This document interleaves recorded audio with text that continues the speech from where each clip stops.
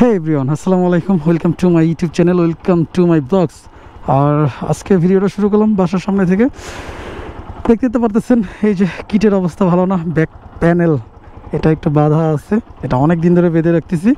But এটার price প্রায় জোড়া মনে হয় ৬,০০০ টাকার মতো হবে বা ৫,০০০ টাকার মতো হবে। যাই হোক, এত টাকা এখন নাই। আর যেহেতু এটা একটু প্লাস্টিক ঝালাই করতে হবে, তো অটো কিংয়ে যাবো উত্তরাতে, বিজিবি মার্কেট। আর হচ্ছে ওয়েদারের কথাটা বলি, কারণ অনেক দিন ধরে বাইক করি না, সেই জন্য বাইকের কন্ডিশনটা একটু খারাপ। মানে অনেক সময় টায়ারে হাওয়া ছিল না বা টুকটাক কাজ করাইতে হইতেছে আর কি। তারপর টান দিলে মাঝে মাঝে মানে একটু ছাইয়া টাইয়া দিত আর কি, এই প্রবলেমগুলো হয়। আর আটকা অফ হয় আর কি, এরকম প্রবলেম। তো আজকে একটু ফুয়েল ইঞ্জেক্টরটা একটু মডিফাই করব, ঠিক আছে। আর ইঞ্জেক্টরটা আমাদের উত্তরাতে নাই, আগে হয়তো বলছি। যাই হোক, আর যারা ভিডিও চালান দেখেন তো সাউন্ডটা, একটা শব্দ কিন্তু করতেছে। হ্যাঁ, এটা কি জন্মগত নাকি এটার মানে বয়স হিসেবে দেখে এই শব্দটা? আমি যতটুকু মনে করি R15-এর সাউন্ড এমন না, আরও স্মুথ, বাট বয়স হিসেবে দেখে আর কি হয়তো এই অবস্থা আর কি। তো লেস স্টার্ট, বিসমিল্লাহির রহমানির রহিম। যেতে যেতে কথা বলি আপনাদের মাঝে। তো কেমন আছেন সবাই? আর কে কোথা থেকে দেখতেছেন ভিডিওটা অবশ্যই বললেন ভাই। আর আজকে একটু ওয়েদারটা ভালো, দেখেন প্যাক কাদা সবসময় কিন্তু লাগতেই থাকে পায়ে টায়ে, কিছু করার নাই, কারণ আমাদের রোডটা সবসময় বৃষ্টিময় ভেজা এরকম থাকে আর কি। শুকনা খুবই কমই হয় এই রোডটা, আর সেক্টরে গেলে তখনকার একটু শুকনা পাই। যাই হোক, এই আর কি অবস্থা আমাদের। যাই হোক, যাওয়া যাক আগে মেন রোডে গিয়ে, তারপর আপনাদের মাঝে আবার আসতেছি, কারণ সামনে যে অবস্থা এখানে আপনারা বিরক্ত হয়ে যাবেন ভাই। আজকের ওয়েদার খুবই ভালো, বাট আমার মনের অবস্থা ভালো না, কারণ বাইকে একটু প্রবলেম দিছে। কয়েকদিন বাইক করিনি, বাসা নিচে স্থগিত রেখে দিয়েছিলাম। সেই জন্য বাইকের একটা কাজ আসছে, সেটা হচ্ছে জোরে টান দিলে বাইকটা স্টার্ট অফ হয়ে যায়। সেই জন্য ফুয়েল ইঞ্জেক্টর প্রবলেম, এটা আমি বুঝতে পারি, কারণ এর আগে একটু দুর্বল ছিল, সেটা আমি জানি। মাঝে মাঝে বাইকটা অফ হয়ে যাওয়া, বা এর আগে একবার যখন ট্যাঙ্ক খোলা হয়েছিল তখন দেখছিলাম যে ইঞ্জেক্টরের অবস্থা খুবই খারাপ, তখন সুপারগুলো দিয়ে লাগানো ছিল। আমি অনেক আগে থেকে জানি, বাট আজকে প্রবলেমটা বেশি দিচ্ছে। মানে যদি আমি আস্তে আস্তে রাইড দিই তাহলে প্রবলেম হয় না, যদি আমি যখন একটু মানে 50 বা 60-এ যখন তুলতে যাই, তখন ফুয়েল যখন টানে অতিরিক্ত, তখনই আর কি ইঞ্জেক্টর থেকে সাপ্লাই দিতে পারতেছে না ফুয়েলটা ইঞ্জিনে আর কি। সো এই ক্ষেত্রে আর কি বাইকটা স্টার্ট অফ হয়ে যাচ্ছে, এই জন্য আর কি একটু বিজিবি মার্কেটে যাচ্ছি। হ্যালো এভরিওয়ান, আসসালামু আলাইকুম, welcome back to my YouTube channel Hasan bike blogs. তো কেমন আছেন সবাই? আশা রাখি সবাই ভালো আছেন। আর আমি জানি আমাকে সবাই ভুলে গেছিলেন, বাট আমি ভুলি নাই, আপনাদেরকে মনে রাখছি দেখেই আবার আসছি বাইক নিয়ে, বাইকের ভিডিও নিয়ে। আর আমার বাইকটা অ্যাকচুয়ালি আমার কাছেই ভালো লাগে, অন্য কারো কাছে কেমন লাগে জানি না। মানে যার যার জিনিস তার কাছে ভালো, এটা আর কি মূল কথা। আচ্ছা, ডানে ঢুকি, ডানে জ্যাম নাই রে, একটু রং করে ফেললাম মনে হয়। মানে আরও আগে থাকতে এই প্রস্তুতিটা নিলে মনে হয় ভালো হয়তো। আল্লাহ, মেন রোডে বাইকটা স্টার্ট অফ যেন না হয়, মানে খুব স্লো রাইড দিতে হইতেছে, নাহলে এইখানে একটা সিগন্যাল আছে ফুয়েল ইঞ্জেক্টরের, এই সিগন্যালটা বারবার শো করে আর হচ্ছে স্টার্ট অফ হয়ে যায়। এটা হচ্ছে মূল প্রবলেম, এটাই সলভ করব আজকে। তো কয় টাকা নেয় প্রাইস আপনাদেরকে বলে দেবো। আর যেটা বলতেছিলাম, আমার যে দুটা কিট, আসলে এই দুটা কিটে মনে হয় যে জিক্সার SF-এর মতো কিছুটা। অনেকে এই বাইকটা দেখে চিনতে পারে না, যে জিজ্ঞেস করে ভাই এটা কি বাইক। আসলে এই ভাইজরটা আফটার মার্কেট, তো এটার অরিজিনাল ভাইজর হচ্ছে এই সাইজের, মানে ছোটো আর কি, একটু নিচা, এই জন্য আর কি অনেকে চিনে না। আর আমার লুকিং গ্লাস যেটা আছে এটাও আফটার মার্কেট, স্টক যেটা ওটা হচ্ছে গোল টাইপের বা বড় টাইপের, এই জন্য আর কি বোঝা যায় না। আর SF আর V2-র ভিতরে পার্থক্য হচ্ছে, অনেকটাই পার্থক্য আছে, বাট এই যে হ্যান্ডেল বারটা আছে না, কিছু কিছু বাইকে দেখবেন 3 পার্টের, 1 2 3 এরকম, আবার কতগুলো আছে পাইপ সিস্টেম। SF-এর ভিতরেই দেখছিলাম, বা জিক্সারে থাকে বিশেষ করে।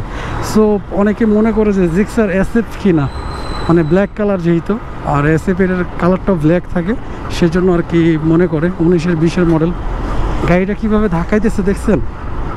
মানে আমি যদি থ্রটলস বাড়ায় দিই, বাইকটা আস্তে করে স্টার্ট অফ হয়ে যাবে। আর ভাই, আমার এইখান থেকে বিজিবি মার্কেট মাত্র আধা কিলো হবে না, বাচ্চা, এটা আমাকে ঠেলতে ঠেলতে নিতে হবে। বিশেষ করে আমার ফিটনেসের অবস্থা ভালো না।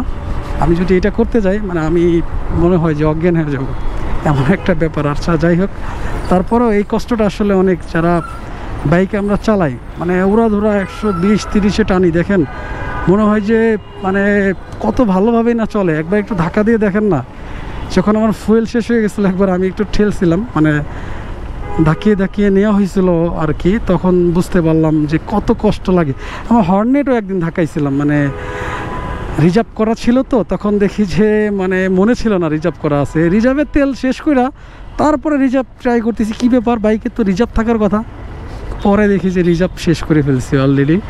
সো তারপরে ধাক্কানো লাগছে, আর ধাক্কানোটা ভাই অনেক কষ্টকর, প্যারাদায়ক, কারণ সবসময় তো বসে বসে যাই, তখন আর কি বুঝি না আসলে এটা ঠেলতে কতটা কষ্ট।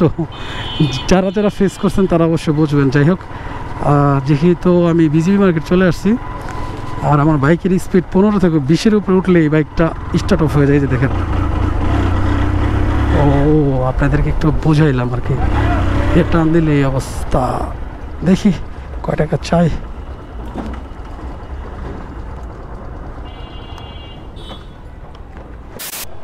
জায়গা ভাই, আল্লাহ হাফেজ। এখানে অটো কিং ছিল আর খান মোটর ছিল।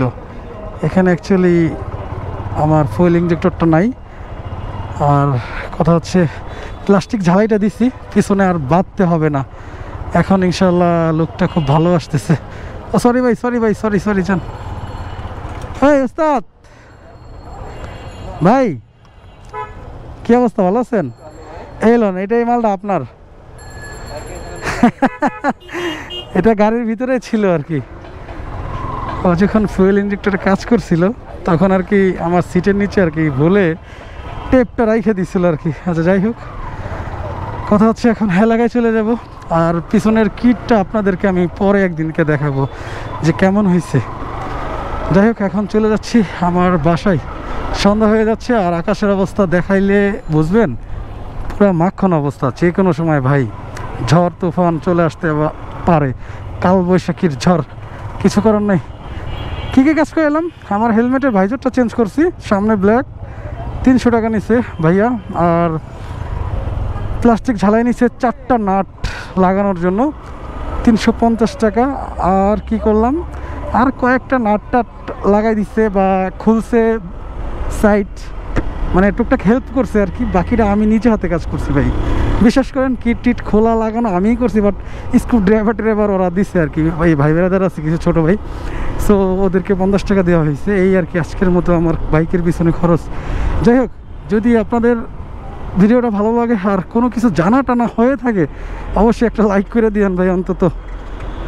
তো মোটামুটি আগে যেমন বাইকটা স্টার্ট অফ হয়ে যেত, এখন কিন্তু সেটা হচ্ছে না, মানে ফার্স্টে একটু দম নিচ্ছে, বাট টান দিলে দেখেন, আপনাদেরকে টান একটু দেখায়।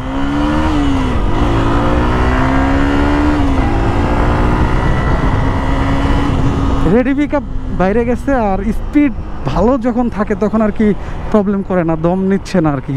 বাট যখন 15-20-এ টানি তখন একটু প্রবলেম করতেছে। এটা আসলে চেঞ্জ করলে হয়তো পুরোপুরি ঠিক হবে, কিন্তু আপাতত চলবে, সমস্যা নাই। যাই হোক, ভালো থাকবেন সবাই। আজকের মতো এই পর্যন্তই ছিল আমার ভিডিও। আসসালামু আলাইকুম, আল্লাহ হাফিজ। টান তার দেখছেন কি, রেডি পিকআপটা উঠে এখন। ওহো রে ভাই, আল্লাহ হাফেজ।